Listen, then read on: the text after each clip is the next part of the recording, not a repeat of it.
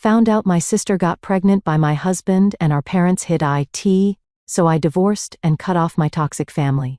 But years later they called and asked me to adopt my nephews because their mother was terminally ill. My name is Teresa, and up until 2 months ago, I thought I had a pretty good life. I'm 31, married to my husband Mark for 5 years, and we've been saving for our own place for the last 3. The apartment we rent isn't huge, but it's comfortable enough, and we've managed to put away a decent chunk of change in our joint account. Almost enough for a down payment on a small house in one of the suburbs. That was the dream anyway. I work as a manager at Jensen Corporation, one of those big companies with glass office buildings and too many meetings. The pay is decent and my team respects me. Mark works in IT for a local bank. Our schedules line up pretty well, and we've settled into a comfortable routine. Every Saturday, without fail, we head over to my parents' house for dinner. Mom always cooks too much food. Dad always tells the same stories about his days in the construction business. And my younger sister Amber is always there. Amber's 28, works at a boutique downtown, and has been single for as long as I can remember.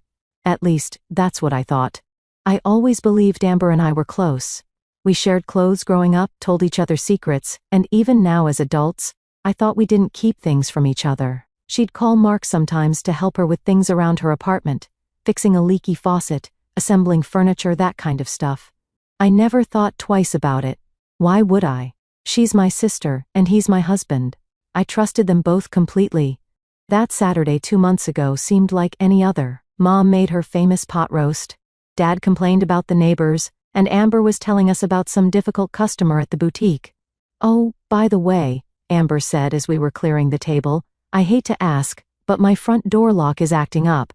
Mark, do you think you could come by tomorrow and take a look at it?" Mark glanced at me. "We've been planning to go to this farmer's market I've been wanting to check out for weeks." "Sure, I can help," he said before I could remind him of our plans. "That's so great of you," Amber smiled, touching his arm lightly. "I really appreciate it." I swallowed my disappointment. "We were going to go to that farmer's market tomorrow," I reminded him. "Oh, I'm sorry," Amber said, though something about her tone didn't quite match her words. "I don't want to mess up your plans." "No, it's fine," I said.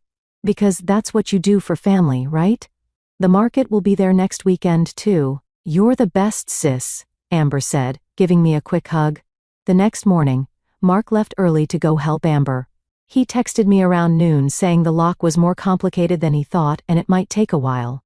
I spent the day cleaning the apartment and catching up on some work. He didn't get home until almost dinner time, claiming they'd had to go buy parts and then grab lunch since the repair took so long. I didn't think much of it at the time, that's how much I trusted them both. In the weeks that followed, though, I started noticing changes in Mark. He was constantly on his phone, texting someone with a small smile on his face. When I'd walk into the room, he'd quickly put the phone down or switch apps. He started working late more often. Our conversations became shorter, more distracted. "Is everything okay?" I asked him one night as we were getting ready for bed. "You seem preoccupied lately." "Just work stuff," he said, not meeting my eyes. "We've got this big system migration coming up. It's stressing everyone out." The weeks passed, and the distance between us grew. We still went to my parents' house every Saturday, but even those dinners felt different. Amber and Mark seemed to share these little glances sometimes. Inside jokes I wasn't part of. Once I caught my mom watching them with this strange expression on her face, not surprise or concern, but something else I couldn't quite place. As Christmas approached, I threw myself into preparations, hoping the holiday spirit would bridge whatever gap had formed in my marriage. Mark and I picked out gifts for everyone together, and I spent hours wrapping them perfectly. I even found this vintage watch for Mark that he'd been eyeing for months, hoping it would remind him of better times. Christmas Day arrived, crisp and bright with a dusting of snow. Mom and Dad's house was decked out in lights and garlands, and the smell of pine and cinnamon filled every room. Relatives I hadn't seen in months milled around with eggnog and wine, catching up and exchanging presents. Mark and I arrived together, but he drifted away from me almost immediately, helping my dad set up the new sound system he'd gotten. I found Amber in the kitchen, arranging cookies on a platter. "Merry Christmas," I said, handing her the small, perfectly wrapped package containing the silver bracelet I'd chosen for her. "Oh, thank you," she exclaimed, giving me a tight hug that felt somehow performative. "I have something for you too," but also a surprise for everyone later. She looked almost giddy, her eyes bright with excitement. "What kind of surprise?" I asked. "You'll see," she said with a secretive smile. "I think it's going to change everything." Everyone gathered around the dining table for Christmas dinner.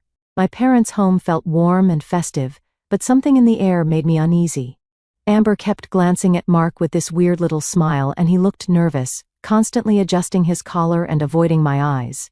After Mom served her traditional ham and all the sides, we settled in to eat.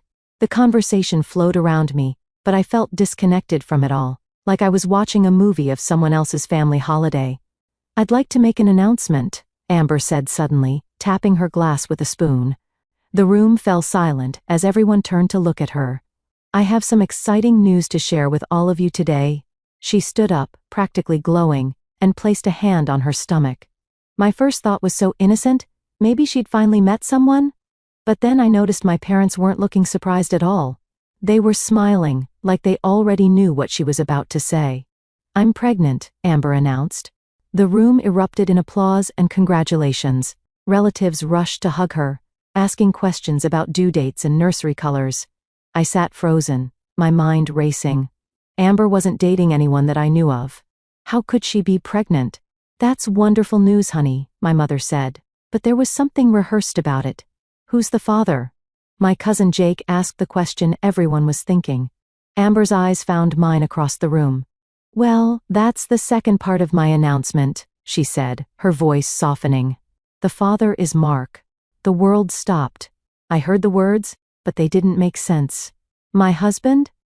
The father of my sister's baby?" I turned to look at him, waiting for him to laugh, to say it was all a sick joke. But he just sat there, staring at his plate. "Mark," I finally managed to say, my voice barely a whisper. He looked up at me then, his face a mask of guilt. "It just happened, Teresa. I didn't plan it, but I have to take responsibility." "Just happened?" I repeated, my voice rising. "Things like this don't just happen, Mark." I looked around the table. Everyone was watching us like we were some kind of Christmas drama special. My parents didn't look shocked at all. They knew. They'd known all along. "You're all in on this?" I asked, standing up so quickly my chair fell backward. "My sister and husband are having a baby together, and you all knew about it?" "Teresa, please calm down," my mother said sharply. "Don't make a scene." "Don't make a scene," I laughed, a horrible sound that didn't feel like it came from me. "My husband got my sister pregnant, and I'm not supposed to make a scene?" "You're overreacting," Amber said coolly. "These things happen. We didn't plan it." "These things happen?" I repeated, incredulous. "No, Amber. Sisters don't sleep with their sisters' husbands. That doesn't just happen. Don't talk to your sister that way," my father said sternly. "She's going to be a mother. You should be happy for her." I couldn't believe what I was hearing. "Happy for her? Are you serious right now?" "She's been sleeping with my husband." "Teresa," my mother said in that tone she used when I was a child and had embarrassed her in public, "your sister is giving us a grandchild. This is a blessing." I looked from my mother to my father to Amber and finally to Mark. None of them seemed to understand the magnitude of their betrayal. It was like I'd stepped into some alternate universe where loyalty meant nothing. "You're all traitors," I said, grabbing my coat and purse. "Every single one of you." "Don't be so dramatic," Amber called after me as I headed for the door. "You're totally overreacting to this." I slammed the door behind me and sat in my car, tears streaming down my face. My phone showed it was only 3:30 p.m. on Christmas Day, the day that had destroyed my life. I drove back to our apartment, Mark's and mine, in a daze. Once there, I moved on autopilot, pulling out suitcases and throwing in my clothes, toiletries, everything I could think of that was mine. I didn't want to be there when Mark came home. I called my best friend Rachel, praying she'd answer on Christmas Day. "Teresa, what's wrong?" she asked, immediately picking up on the distress in my voice. "Mark's been cheating on me with Amber," I sobbed. "She's pregnant. Can I please stay with you for a few days? I can't be here when he gets back." "Oh my God," Rachel gasped. "Of course you can stay. Come over right now." I thanked her through tears. Relieved I had at least one person I could still trust. Rachel welcomed me with open arms and a much-needed glass of wine. I told her everything as we sat in her cozy living room, Christmas movies playing unwatched in the background. "You need a lawyer," she said after hearing the whole story. "I know someone who specializes in family law. I'll call her right after Christmas."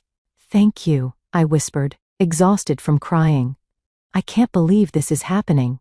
"Just remember, none of this is your fault," Rachel said firmly. "They betrayed you, not the other way around." That night, as I lay in Rachel's guest bedroom staring at the ceiling, I wondered how my life had fallen apart so completely in a single day. The people I trusted most had been lying to my face for months. The future I'd planned was gone. The days after Christmas passed in a blur. I stayed in Rachel's guest room, barely eating, checking my phone constantly despite myself. Not a single call or text from Mark, my sister, or my parents. It was like I'd been erased from the family, all because I wouldn't smile and accept their betrayal. True to her word, Rachel connected me with her friend Diane, a no-nonsense divorce lawyer who agreed to meet me the day after New Year's. Her office was minimal and practical, just like her approach. "So your husband impregnated your sister," Diane said, reviewing my notes. "That certainly makes for a clear-cut case of infidelity. What do I do now?" I asked. "We file for divorce immediately," she said. "You mentioned a joint savings account for a house down payment?" I nodded. "We've been saving for 3 years, almost $75,000. Access that account today, and move half into a new account under just your name," she advised. "It's marital property, and you're entitled to half, but these situations can get messy fast."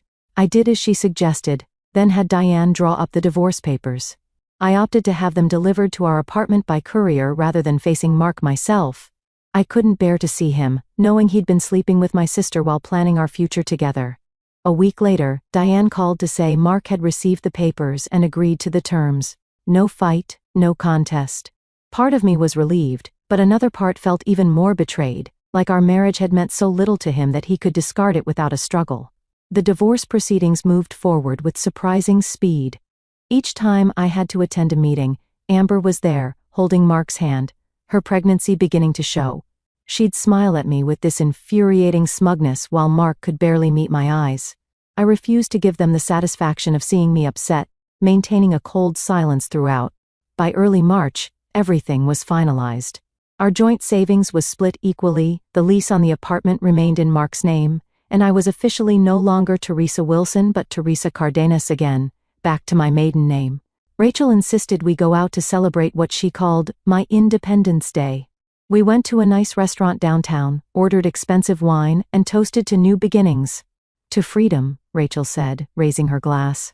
"To never making the same mistake twice," I replied. That night, feeling lighter than I had in months, I made a decision. I couldn't stay in this city, surrounded by memories and the constant risk of running into Mark, Amber, or my parents. The next morning, I requested a meeting with my boss at Jensen Corporation. "I need a fresh start," I told him. "Is there any possibility of transferring to another branch?" He seemed surprised but understanding. "As a matter of fact, our Seattle office has been looking for someone with your experience. Would that be too far?" "Seattle, nearly 1,000 miles away. Perfect." "Not at all," I said. "I'd be interested." Things moved quickly after that. The Seattle office interviewed me via video call, and within 2 weeks, I had an offer letter. The position came with a slight promotion and a salary increase. For the first time since Christmas, I felt hopeful. I was packing up my things at Rachel's when my phone rang with my mother's number. I almost didn't answer, but curiosity got the better of me. "Teresa, it's Mom," she said when I picked up, her voice simultaneously stern and placating. "I've just heard from Caroline that you're moving away." Of course, news traveled fast through my parents' friend circle. "That's right," I replied coolly. "And you weren't going to tell us?" "We're your family, Teresa." I almost laughed at the audacity. "Are you? You didn't act like family when you sided with Amber and Mark after they betrayed me." "You're being childish," she scolded. "These things happen. Family means accepting each other through good times and bad." "No, Mom. Family means not sleeping with your sister's husband." She sighed dramatically. "Well, regardless of how you feel, you should know your sister is getting married in 2 months. She wants you to be her bridesmaid." This time I did laugh, a sharp, bitter sound. "You can't be serious." "Of course I'm serious, it would mean so much to her." You need to rise above this pettiness, Teresa. Be the bigger person. In that moment, I realized my mother would never see the situation from my perspective.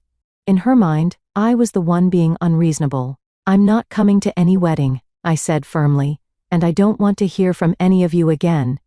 Then I blocked her number, along with my dad's and Amber's. It felt like cutting off a gangrenous limb, painful but necessary for survival. A week later, I drove away from the city that had been my home for my entire life, my car packed with the few possessions I'd kept. Rachel had thrown me a small going-away party the night before, and her tearful hug was the only thing I truly regretted leaving behind. Seattle welcomed me with its famous rain and surprising warmth. My new apartment was small but mine alone, with a view of the Space Needle from one window. The office team took me to lunch on my first day, and I found myself smiling genuinely for the first time in months. I threw myself into work with a fervor that surprised even me. Without family dinners, a husband, or local friends yet, I had endless hours to dedicate to projects and learning the ropes of my new position. My boss noticed, and 6 months later I was promoted again. Occasionally, distant relatives would call with updates I never asked for. Amber had given birth to a boy. My parents were doting grandparents. Mark and Amber had rented a house not far from my parents. Each time, I would listen politely, then change the subject. Those people felt like characters in a story I'd read long ago, not real people who had once been the center of my world. I dated casually but kept everyone at arm's length. The betrayal had left me wary of letting anyone get too close. Instead, I focused on building my career and slowly creating a life I was proud of. 2 years after moving to Seattle, I'd saved enough for a down payment on my own condo, no joint account, no one to betray my trust, just my name on the mortgage. The day I got my keys, I stood in the empty living room and cried, not from sadness but from pride. I had rebuilt my life from nothing. 7 years after my divorce, life was better than I ever could have imagined.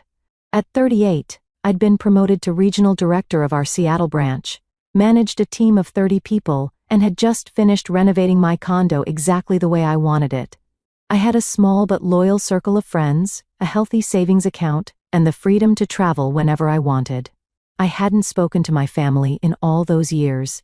Through distant relatives and old hometown friends, I'd heard bits and pieces.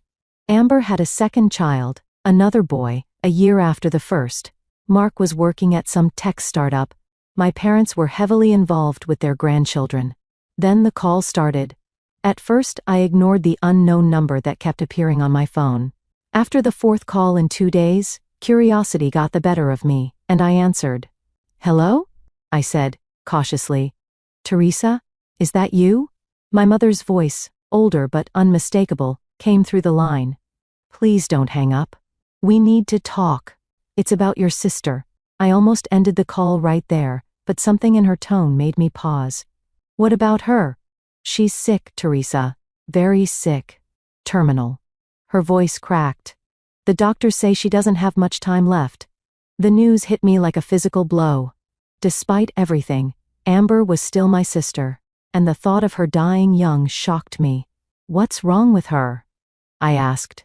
"Cancer," my mother replied vaguely. "It's advanced. Mark left her after the diagnosis. He couldn't handle it. The coward. Your father and I are taking care of the boys now." An uneasy feeling crept over me. "Why are you calling me now after all these years?"